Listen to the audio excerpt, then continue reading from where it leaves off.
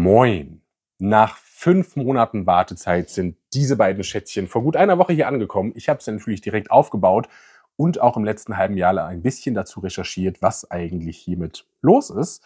Bevor ich euch die beiden Sets aber zeige, erzähle ich erstmal ein bisschen was zum Hintergrund, woher die eigentlich kommen, was es damit eigentlich auf sich hat.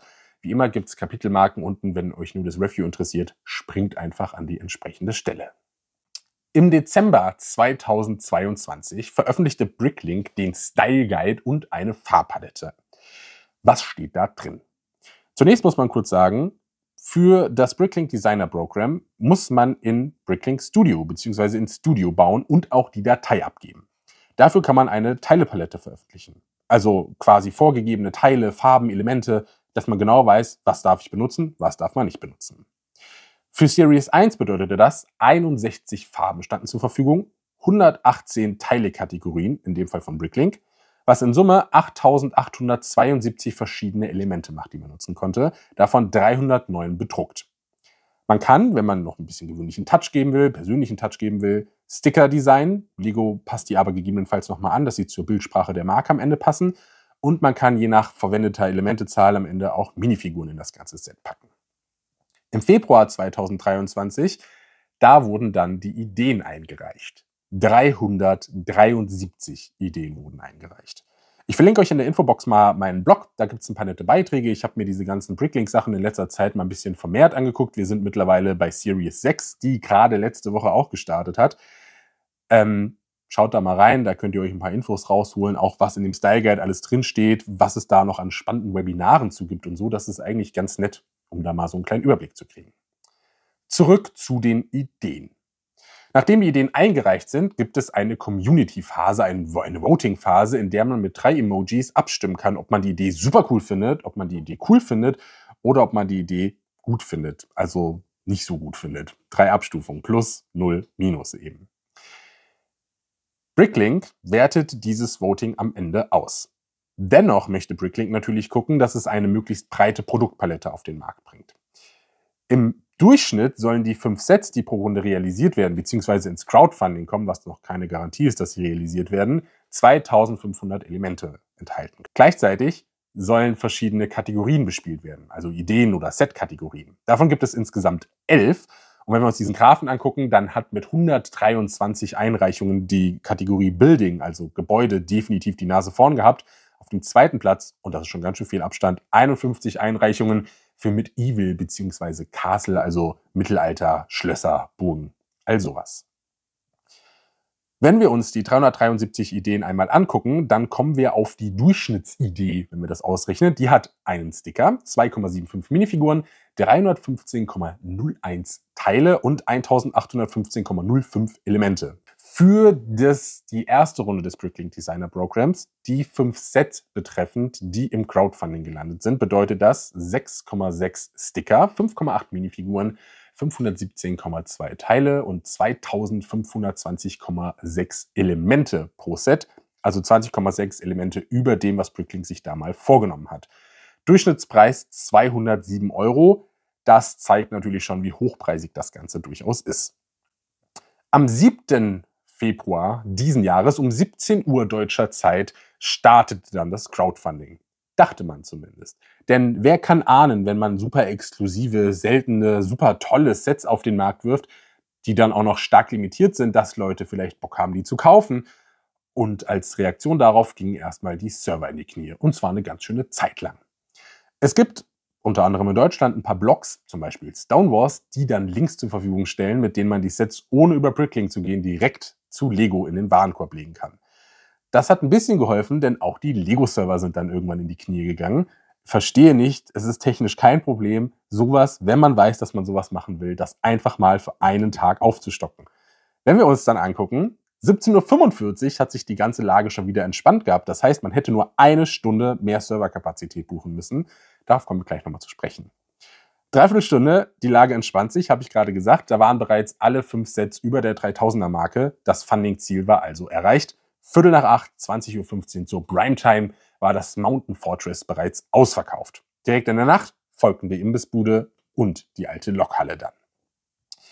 Letzten Endes, gut einen Monat läuft diese ganze Crowdfunding-Phase, waren 3 Sets dann komplett ausverkauft und es war ja schon klar, alle Sets werden produziert. Bricklink hat auf seiner Website so Anzeigen, wie viele Sets verkauft sind. Die sind grafisch. Und da ich ja weiß, dass der ganze Balken 30.000 ist, kann man ein bisschen ausrechnen, wie viele Sets da jeweils über die Ladentheke gegangen sind, die virtuelle. 5 Sets werden realisiert, maximal 30.000 Mal je Set, macht in Summe 150.000 Sets, die maximal verkauft werden können. Nehmen wir diese Balken, rechnen das Ganze aus, macht ungefähr 124.500 Sets, die in dieser Crowdfunding-Phase über die Ladentheke gegangen sind. Und das macht, nehmen wir die Preise dazu, einen Umsatz von 25 Millionen Euro. Ohne Versand, weil den weiß ich nicht. Dieses Set für 45 hätte zum Beispiel Versand gekostet. Bei Lego ist die Grenze 55 Euro. 220 oder 210 Euro hat keinen Versand gekostet. In Summe haben die auch keinen Versand gekostet. Bei 25 Millionen Euro sollte es kein Problem sein, eine Stunde mehr Serverkapazitäten zu buchen. Ich sag, wie es ist. Eigentlich dauert es nach dem erfolgreichen Abschluss der Crowdfunding-Phase ungefähr ein halbes Jahr, bis die Sets da sind. Die Kartons müssen produziert werden, die Sets müssen produziert werden, es werden kleine nette Karten gedruckt und dann geht das Ganze in den Versand. Vor gut einer Woche kamen diese Sets ja schon und wir haben Juli, noch nicht August. Es hat also nur 5 Monate gedauert und umso größer war natürlich die Freude, als diese Sets ankamen. Und jetzt sind wir endlich an dem Punkt, wo wir uns diese beiden Sets mal nacheinander angucken können. Fangen wir für das Reviewer mit dem kleineren Set an, nämlich dem Imbisswagen, beziehungsweise auf Englisch steht auf dem Sticker hier oben auch drauf Snack Shake. Designt hat das der niederländische Fandesigner Stefan, der nennt sich im Internet Distracted Builder. Und wenn man sich seinen Instagram-Kanal anguckt, dann erzählt er da, dass er dieses Set ganz speziell für das Bricklink Designer Program entworfen hat.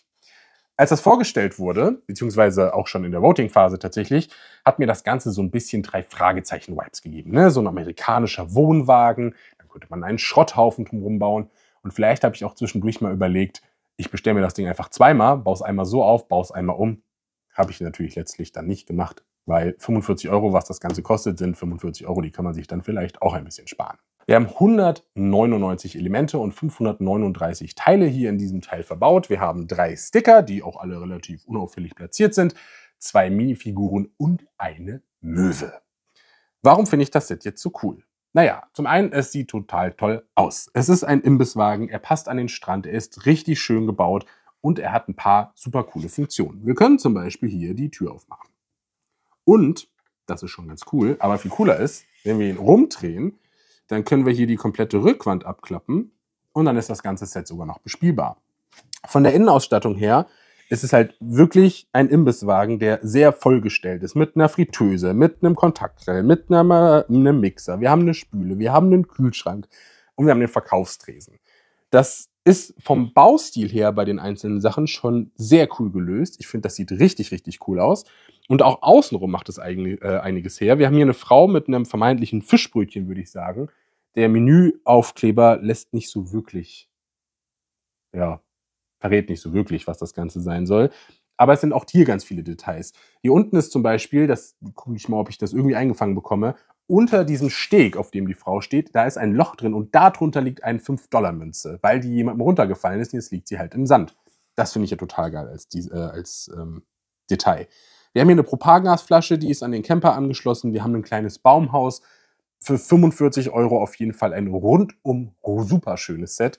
Das werde ich so direkt in eine Strandszenerie einbauen, ein bisschen Strandkörbe drumherum und dann ist die Urlaubsfeeling doch auf jeden Fall schon voll gegeben. Es gibt aber verschiedene Gründe, warum der alte Lokschuppen mein heimlicher Favorit ist. Designt hat diesen Lokschuppen Maria Kaloglou alias Mind the Brick aus Athen. Und am 6. März 2022 hat sie das bei Lego Ideas eingereicht. Und da war ich schon hin und weg davon. Denn in der ursprünglichen Idee war hier vorne noch ein Schienentrabi dabei. Das ist ein Wartungsfahrzeug für die Eisenbahn aus der ehemaligen DDR. Und so eins steht hier in Kassel im Technikmuseum. Und ich bin damit schon ab und zu rumgefahren. Und das fand ich natürlich total cool, dass es das jetzt auf einmal als Lego-Teil geben sollte. Ich vermute mal, aus lizenzrechtlichen Gründen hat es das nicht in dieses Set geschafft. Stattdessen ist hier eine Draisine dabei. Auch das finde ich okay. Auch die bin ich schon mal im Technikmuseum in Kassel gefahren. Passt also für mich auf jeden Fall dazu. Dadurch, dass das mal ein Ideas-Set war, gibt es ein bisschen Infos über die Maria. Die hat nämlich mit 37 Jahren ihr erstes Lego bekommen. also ihr erstes eigenes Lego, denn als Kind hat sie immer nur mit dem Lego ihrer Nachbarskinder gespielt. Dann hat sie Schmuckdesign studiert und arbeitet mittlerweile als Freelancerin und freie Designerin. Mittlerweile ist sie übrigens auch 40 Jahre alt, als sie das Ganze hier eingereicht hat. In der zweiten Review-Phase 2022 war dieses Set dann als 10.000 Club-Member-Set dabei, hat sich aber nicht durchgesetzt, das Ganze wurde nicht realisiert, hatte damals 2.881 Teile.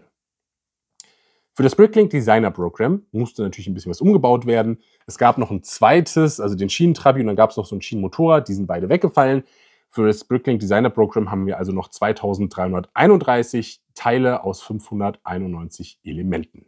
Wir haben 10 Sticker, wir haben 6 Minifiguren und wir haben einen ganz besonderen Unterschied, wenn man sich das Ideasets mal anguckt. Hier vorne keine Weiche mehr. Hier war eigentlich eine Weiche. Die Schienen sind auch jetzt beide Brick-Build, also beide Schienenseiten sind Brick-Build.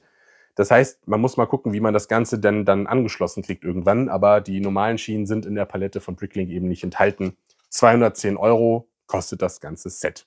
Und was soll ich sagen, es ist wirklich, wirklich schön. Wir fangen mal hier vorne an. Wir haben eine Tresine, die auch hervorragend auf diesen Schienen fährt. Das heißt, es macht durchaus Spaß, weil man damit ein bisschen was zu spielen hat. Wir haben hier noch einen kleinen Handkarren mit diversen Fässern drauf, für irgendwelche Betriebsmittel, die man eben so braucht. Und hier an der Seite gibt es einen kleinen Anbau, da können wir auch das Dach abnehmen. Da ist ein Kamin drin, irgendwelche Schränke, ein Schreibtisch mit einem Telefon und eben überall Minifiguren. Hier steht noch ein Hund dabei und auch so richtig schöne Details wie hier dieses Fallrohr von der Regenrinne. Finde ich total cool. Auch den Zaun mochte ich sehr. Ansonsten, die Fassade von außen ist schön gebaut. Sie ist ein bisschen abwechslungsreich gebaut. Und dann kommen wir auch schon nach vorne. Hier steht eine Palette mit ein paar Kisten drauf. Und wir haben hier diesen Strommast mit, ich glaube, es sind Kondensatoren, das weiß ich gar nicht so genau, und einem Vogelnest. Hier für eine Dampflok noch so ein Wasserspender und ein großes Tor, das passend über den Schienen abschließt und sich auch öffnen und schließen lässt. Aufkleber, diese weiß-rot gestreiften Dinger übrigens, und diese Uhr. Das sind Aufkleber. So, natürlich können wir auch das Dach dieses Gebäudes abnehmen. Es ist auch schön stabil gebaut. Und dann können wir im Inneren eine fantastische Welt entdecken, würde ich fast sagen. Wir haben wirklich sehr viele Details. Es gibt einen kleinen Graben, wenn man mit der Lok drauf fährt, dann kann man also auch unter der Lok arbeiten. An der Seite stehen ein Werkzeugwagen, ein Feuerlöscher, den ich sehr cool gebaut finde. Es gibt ein Schweißgerät, es gibt mein Highlight, eine Drehbank, richtig schön. Es gibt eine Schraubbank, es gibt eine Ständerbohrmaschine und hier drin stehen auch nochmal 3 Minifiguren. Was aber richtig cool ist, das kann man auch rausheben, ist dieser Portalkran, der oben im Gebäude sitzt und auch über eine Laufkatze verfügt. Man kann also hier richtig, so CNC-mäßig, jeden Bereich dieses Gebäudes anfahren. Jetzt muss ich bei Bricklink mal gucken, was ich noch irgendwie so eine nette Dampflok finde, die hier reinpasst, weil ich finde, hier muss irgendwie eine Dampflok rein, es muss noch beleuchtet werden und dann ist das schon, es ist einfach richtig schön. Hier drin übrigens nochmal 6 Aufkleber und zwar immer in den Fenstern, so Zeitungen, die quasi Fenster zumachen mit dem Bricklink Designer Program Logo, diesen beiden Steinen, die aufeinander gebaut sind. Aber auch von innen, ich finde es einfach wirklich schön. Dieser Lokschuppen hat eine gewisse Größe, 2 32er Baseplates sind das Ganze geworden. Aber ich muss sagen, das ist dem, was es sein soll, auf jeden Fall sehr angemessen. Und mit der Fülle an Minifiguren, die wir dabei haben und den ganzen Details auch auf jeden Fall was sich richtig gelohnt hat. Das Bricklink Designer Program sollte also etwas sein, wo Menschen coole Ideen einreichen können und andere Menschen bei der Umsetzung unterstützen und dafür coole Sets bekommen. Über all die Jahre hinweg habe ich jetzt 6 verschiedene Sets bestellt und ich muss ganz ehrlich sagen, ich bin noch von keinem enttäuscht worden. Da sind jedes Mal richtig coole Sachen bei rumgekommen, die Spaß gemacht haben zu bauen, die super cool aussehen, die tolle Bautechniken aufweisen, die aber auch auf dem Händlermarkt, wenn sie nicht mehr da sind, unfassbare Preise erzielen. Da wird einem richtig schlecht bei teilweise. Die Idee des Bricklink Designer Program in seiner ganzen Fülle, wie ich sie vorhin vorgestellt habe, die finde ich eigentlich richtig cool. Es ist was, wo man richtig schön teilhaben kann, sowohl als Fan-Designerin, aber auch für mich einfach, der in der Community sitzt, sich die Sachen angucken kann, dafür voten kann, dann guckt und überrascht ist, was im Crowdfunding landet, dann mitfanden kann und am Ende eben Sets aufbauen kann. Die Hürden für eine Einreichung sind meiner Meinung nach ein bisschen geringer. Zwar kann man bei Lego Ideas auch einfach wild Sachen einreichen, Aber ich finde, es gibt klarere Regeln bei Bricklink.